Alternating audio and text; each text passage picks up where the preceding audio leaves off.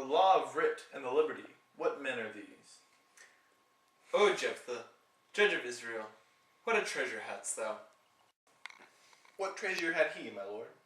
Why, one fair daughter, and no more, the which he loved passing well. Still on my daughter?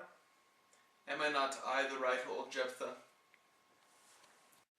If you call me Jephthah, my lord, then I have a daughter that I love passing well. Nay, that follows not. What follows then, my lord? Why, as by lot, God wot, and then you know, it came to pass as most like it was. Hamlet is much younger than Polonius, yet in this scene he is using his wit to outsmart Polonius. He gives him a reference of Jephthah, which was an individual in the Old Testament who sacrificed his only daughter. So by using the name Jephthah to describe Polonius, he is very witty.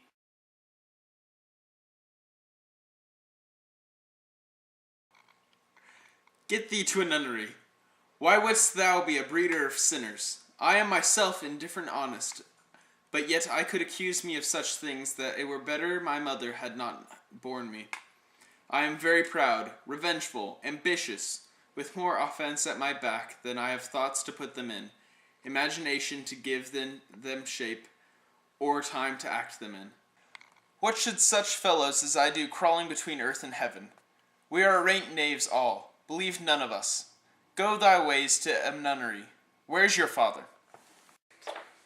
In this scene, though Hamlet is acting quite disdainful and irrational towards Ophelia, it is actually all part of his plan.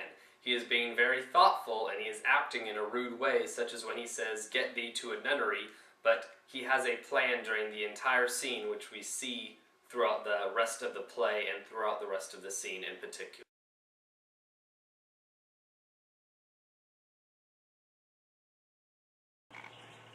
A man may fish with the worm that hath eat of a king, and eat of the fish that hath fed of that worm.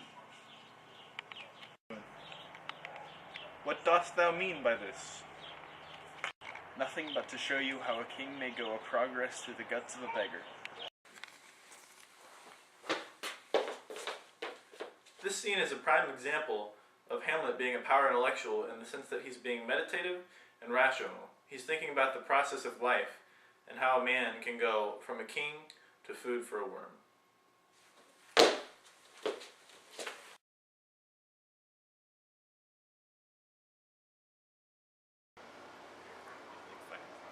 As the art man, give me the cup. Let go. By heaven, all hat. O God, Horatio, what a wounded name.